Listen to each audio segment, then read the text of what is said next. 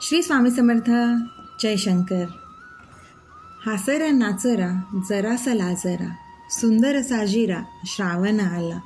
श्रावण महिना हा निसर्गामध्ये एक नवे चैतन्य घेऊन येत असतो, एक सकारात्मकता, एक प्रसन्नता घेऊन येत असतो. त्यामुळे श्रावण महिना हा सगळ्यांना प्रियच असतो. श्रावण महिना हा अत्यंत शुभ व पवित्र समजला जातो. श्रावण महिना शिव उपासनेसाठी ओळखला जातो. महादेवांचा अत्यंत आवडता महिना म्हणून हा ओळखला जातो. त्यामुळे शिव उपासक अत्यंत आतुरतेने ह्या महिन्याची वाट बघत असतात. मी स्वतःही अत्यंत आतुरतेने ह्या महिन्याची वाट पाहत असते, कारण का श्रावणापासून 16 सोमवार हे माझे चालू होतात. त्यामुळे मी आतुरतेने श्रावण महिन्याची वाट पाहत असते. श्रावण महिन्यात व्रतवैकल्य बरेच केले जातात. या महिन्यामध्ये प्रत्येक दिवसाला महत्त्व आहे. प्रत्येक दिवसाला पूजन हे केले जाते. सोमवारी शिवपूजन असते, मंगळवारी मंगळागौर पूजन असते, बुधवारी बुधपूजन, गुरुवारी बृहस्पती पूजन, शुक्रवारी आपण आपल्या मुलांसाठी जरा जीवितिकाचं पूजन करतो आणि शनिवारी अश्वत्थ मारुतीचे पूजन केले जाते. देवांचा साध्या पाण्याने किंवा गंगाजल असेल तर गंगाजलाने अभिषेक करावा, कच्च्या दुधाचा अभिषेक करावा. अजून तुम्हाला पंचामृताने करायचा असेल त्याच्याने अभिषेक करावा. त्याच्या इच्छेनुसार आपण महादेवावर अभिषेक करू शकतो. तसेच महादेवांना बेलपत्र अत्यंत प्रिय आहे, धोतराही अत्यंत प्रिय आहे. महादेवांना बेलपत्र व्हायची एक सोपी पद्धत असते. महादेवाला गाठ असलेलं बेलपत्र वाहू नये. बेलपत्राच्या देठाला एक गाठ असते, ती गाठ काढूनच महादेवांना बेलपत्र व्हावे. कारण का शास्त्रात सांगितले, महादेवाला गाठ असलेलं बेलपत्र वाहणं म्हणजे दोष मानला जातो. आणि महादेवाला बेलपत्र वाहताना बेलपत्र हे पिंडीवरती पालथं वाहिलं जातं आणि जो देठाचा भाग असतो तो महादेवांच्या इथे, आणि आपण बसतो महादेवाच्या समोर, पिंडीसमोर. त्याच्यासमोर बेलपत्राचं जे पहिलं पान असतं ते आपल्यासमोर आलं पाहिजे आणि देठ हे तिकडेच महादेवांच्या तिकडे गेलं पाहिजे. आणि पालथं महादेवांच्या पिंडीवरती हे बेलपत्र व्हायचं असतं. असंही साधी सोपी पद्धत बेलपत्र वाहण्याची महादेवांना आहे. तसेच महादेवांची सगळ्यात आवडती सेवा म्हणजे रुद्राभिषेक. महादेवांना अत्यंत प्रिय ही सेवा आहे आणि याचे महत्त्वही फार मोठे आहे. हा रुद्राभिषेक आपण आपल्या आरोग्यासाठी, यशप्राप्तीसाठी, महादेवांचा आपल्यावरती कृपा आशीर्वाद असावा यासाठी, आपल्या मनःशांतीसाठी नक्की करावा. हा रुद्राभिषेक आपण आपल्या घरात तर करू शकतो, पण आपल्या व्यापाराच्या ठिकाणी हा रुद्राभिषेक या श्रावण महिन्यात केला तर याचा अत्यंत प्रभाव दिसून येतो. एखाद्या जाणकार ब्राह्मणाकडनं व्यापाराच्या ठिकाणी हा रुद्राभिषेक नक्की करून घ्यावा, याचा प्रभाव नक्की दिसून येईल. रुद्राभिषेक केल्याने आपल्या वास्तूमध्ये एक सकारात्मकता वाढण्यास मदत तर होतेच, पण आपला स्वतःमधील आत्मविश्वास वाढायलाही मदत होते. सगळीकडे प्रसन्न वाटायला लागतं. महादेवांचा आवडता ग्रंथ म्हणजे शिवलीलामृत. या ग्रंथाचे वाचन आपण साध्या किंवा पारायण पद्धतीनेही करू शकतो. खरं श्रावण महिन्यामध्ये आपण पारायण पद्धतीने ह्या ग्रंथाचे वाचन केले तर खरं सोपे आहे. छोटा ग्रंथ आहे, खूप मोठा नाही आहे. याचे पारायण पद्धतीने वाचन केले तर याचा प्रभाव खरंच छान दिसून येतो. नाही जमले तर रोज एक अध्याय वाचावा.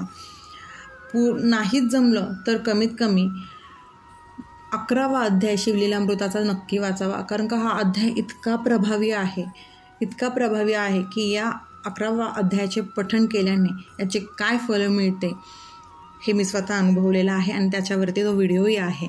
नक्की बघा, कारण का 11वा अध्याय अत्यंत प्रभावी आहे. आपलं गंडांतर टळतं म्हणजे टळतं या अध्यायाने. त्यामुळे या अध्यायाचे पठण श्रावण महिन्यात ते नक्कीच करावे.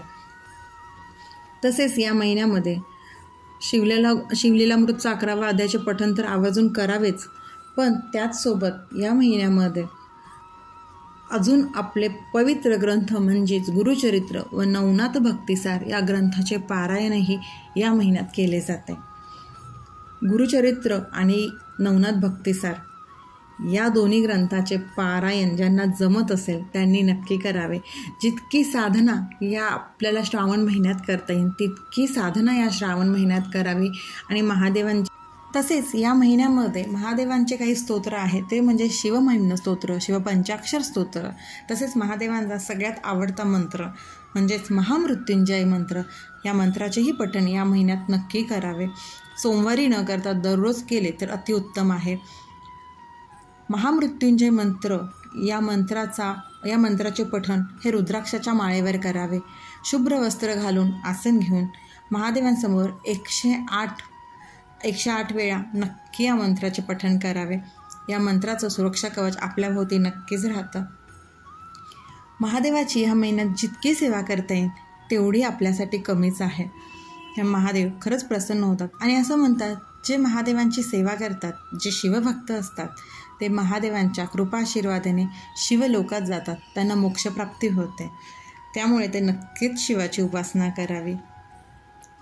आणि आवर्जून म्हणजे श्रावण महिन्यामध्ये ज्यांना खरंच खूप अडचणी असतील, संतती प्राप्तीसाठी अडथळे येत असतील, त्यांनी श्रावण महिन्यापासून नक्की 16 सोमवारचे व्रत करावेत. हे व्रत अत्यंत प्रभावी आहे आणि शीघ्र फल देणारे आहे. त्यामुळे श्रावणापासून ज्यांना जमत असेल, ज्यांना संतती प्राप्ती हवी असेल किंवा अजून काही कामात यश हवे असतील, त्यांनी या श्रावणापासून नक्की 16 सोमवार व्रत करा. कारण का हे 16 सोमवारचं व्रत खरंच खूप फलद्रूप आहे. याचा अनुभव मी घेतलेला आहे. महादेवाच्या कृपेने आत्तापर्यंत त्यांनी माझे दरवर्षाचे हे सोमवारचे व्रत निर्विघ्न पार पडून घेतलेले आहे आणि इथून पुढचे हे जे माझे व्रत राहिले आहेत ते महादेवांच्या कृपेने नक्कीच पूर्ण होतील. एक तप पूर्ण करण्याचा निश्चय आहे. महादेव नक्कीच माझ्यासोबत राहतील आणि तुमच्याही सोबत राहतील. त्यामुळे जमेल तितकी सेवा या महिन्यात महादेवांची करता येत असेल तर नक्की करा. महादेव नक्कीच प्रसन्न होतात आणि आवर्जून सांगेल की 16 सोमवार नक्की करा. किंवा कुणाला पशुपतीनाथाचे व्रत करायचे असेल त्यांनीही या श्रावणाच्या सोमवारपासून सुरुवात करा. पण मी आवर्जून सांगेल की 16 सोमवार करा, नक्की करा. महादेव प्रचिती दिल्याशिवाय राहणार नाही 16 सोमवारची. चला मग महादेवांना प्रसन्न करून घेऊ आणि महादेवांचा आशीर्वाद घेऊ. श्रावण महिन्यामध्ये पारद शिवलिंगाची स्थापना नक्की करावी. या शिवलिंगाचेही अद्भुत परिणाम दिसून येतात. श्री स्वामी समर्थ. कैलासराना शिवचंद्रमौळी फणींद्रनाथा मुकुटी झळाळे, कारुण्य सिंधू भवदुःखहारी, तुझवी न शंभो मज कोण तारे, तुझवी न शंभो मज कोण तारे.